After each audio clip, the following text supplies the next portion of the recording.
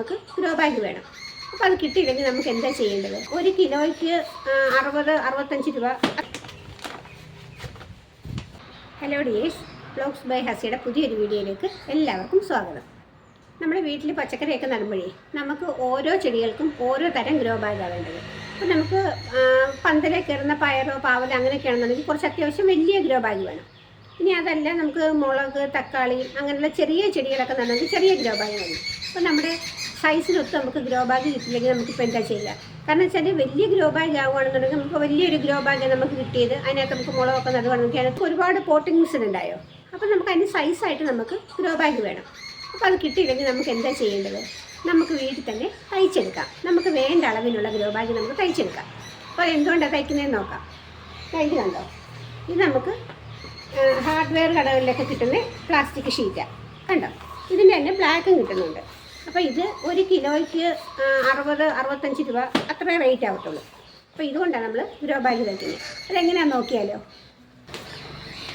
നമുക്കിതാ ഈ ഷീറ്റ് ഇങ്ങനെ നോക്കിയിട്ട് ഇതിപ്പോൾ നമുക്ക് ഡബിൾ ലെയറായിട്ടായി വരുന്നത്. ഇതുണ്ട്, നമുക്ക് കണ്ടോ ഡബിൾ ലെയറായിട്ടാണ് വരുന്നത്. നമുക്ക് ഇത് ഒരെണ്ണത്തിനുള്ളത് കട്ട് ചെയ്തെടുക്കാം. അപ്പോൾ ഈ ഷീറ്റ് നമുക്ക് ഇങ്ങനെ നൂത്തിട്ട് നമുക്ക് ആവശ്യമുള്ള അളവ് കട്ട് ചെയ്തെടുക്കാം. അപ്പോൾ ആദ്യമേ ഇതിൻ്റെ ഈ ഒരു എൻഡ് ഭാഗം ഒന്ന് കറക്റ്റായിട്ട് കട്ട് ചെയ്ത് മാറ്റാം.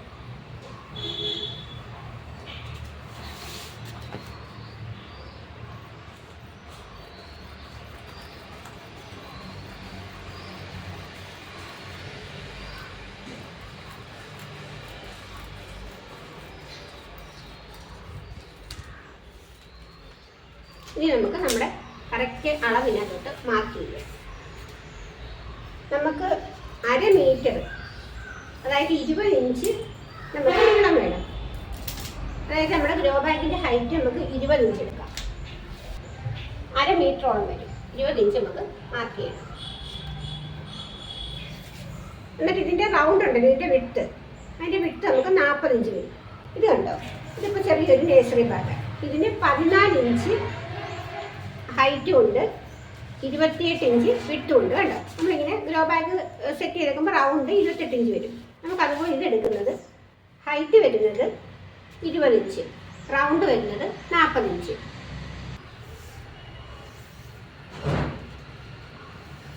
ഇത് നമുക്ക് കറക്റ്റ് 40 ഇഞ്ച് തന്നെ ഉണ്ട്. ഈ ഷീറ്റിൻ്റെ വിട്ട് വന്നേക്കുന്നത് 40 ഇഞ്ച് തന്നെ. അപ്പോൾ നമുക്കിത് ഈ അളവിൽ തന്നെ കട്ട് ചെയ്യാം. അത്യാവശ്യം വലിയൊരു ഗ്രോ ബാഗ് ആയിരിക്കും ഇത്. അപ്പോൾ നമുക്ക് ഈ അളവിൽ തന്നെ കട്ട് ചെയ്യാം.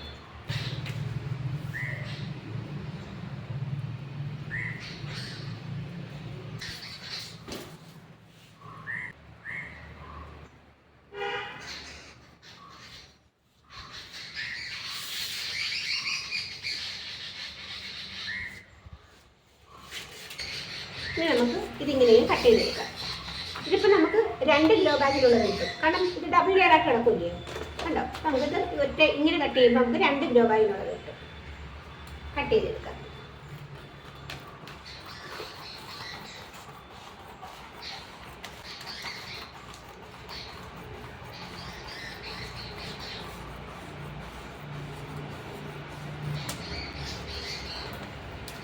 ഇത് നമുക്കൊന്ന് മാറ്റി വെക്കാം. ഇതുണ്ട്, ഇതിപ്പോൾ ഡബിൾ അല്ലല്ലോ. അപ്പം നമുക്ക് ഇതിനെ അങ്ങ് സെപ്പറേറ്റ് ചെയ്യാം, 2 ആക്കി മാറ്റാം.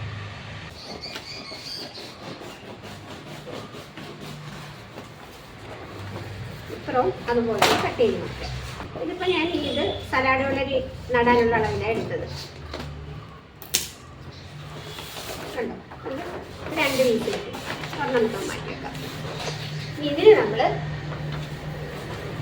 ഇവിടെ വന്ന് കണ്ടോ, ഇപ്പം ഇങ്ങനെ ഒരു ഷീറ്റ് കിട്ടിയിരിക്കുക. ഇനി നമുക്ക് എന്താ ചെയ്യണമെന്ന് അറിയാമോ? ഇവിടെ ഒന്ന് തയ്ക്കണം. കണ്ടോ, ഇത്രയും ഭാഗം ഒന്ന് തയ്ക്കണം. ഞാൻ തയ്ച്ചിട്ട് വരട്ടെ.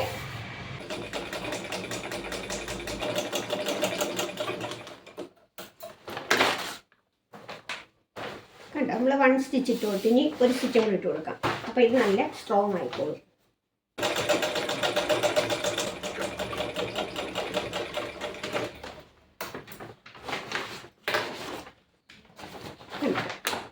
തയ്ച്ച് കഴിഞ്ഞത് കണ്ടോ.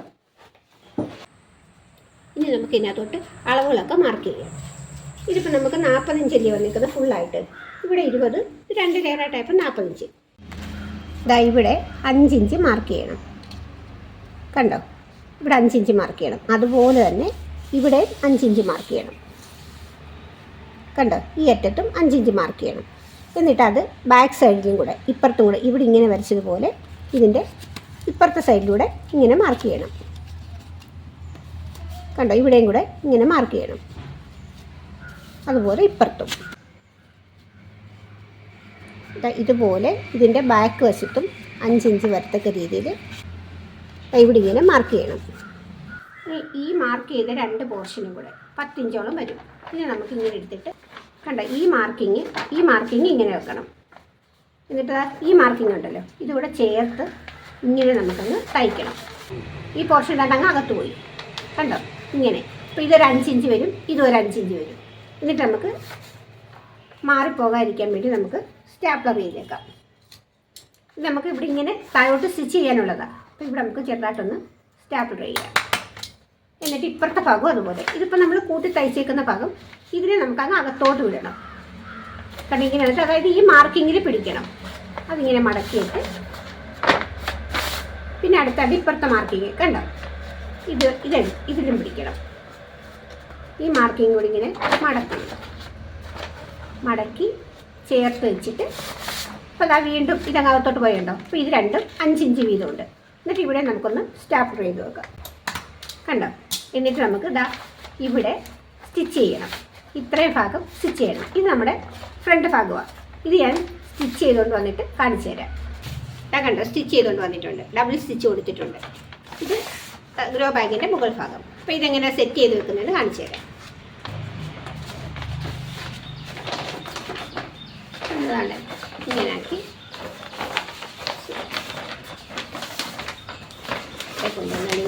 ഇങ്ങനെ ഒന്ന് നോക്കാം.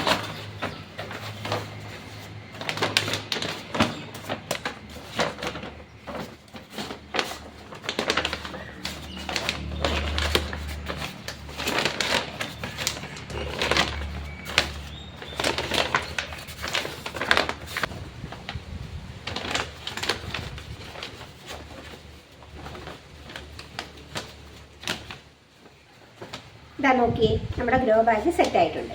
ഇനി ഇത് നമ്മൾ മണ്ണൊക്കെ നിറച്ചതിന് ശേഷം പപ്പടം കുത്തിയോണ്ട് ഇതിൻ്റെ താഴെ ഭാഗത്ത് സൈഡിലായിട്ട് നമുക്ക് 2-3 ഹോൾ കൊടുത്താൽ മതി.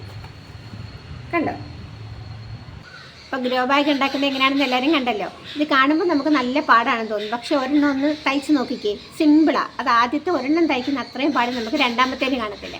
അപ്പോൾ പറ്റുന്നവരൊക്കെ ഒന്ന് ട്രൈ ചെയ്ത് നോക്കേ. വീഡിയോ യൂസ്ഫുൾ ആണെന്ന് തോന്നുകയാണെങ്കിൽ ലൈക്ക് ചെയ്യാൻ മറക്കല്ലേ. അപ്പോൾ നമുക്ക് ഇനി ഈ ഗ്രോ ബാഗിനകത്ത് നമുക്ക് ചെടി എത്രയും പെട്ടെന്ന് വളർന്നു വരാനും വേണ്ടി എങ്ങനെയാണ് ഗ്രോ ബാഗ് നിറയ്ക്കുന്നതെന്നുള്ള വീഡിയോ അടുത്തായിട്ട് ചെയ്യാം. എന്നിട്ട് അതിനകത്ത് തൈ നടുന്നത് എങ്ങനെയാണെന്നുള്ള വീഡിയോ ആണ് അടുത്തായിട്ട് ചെയ്യുന്നത്. Thanks for watching.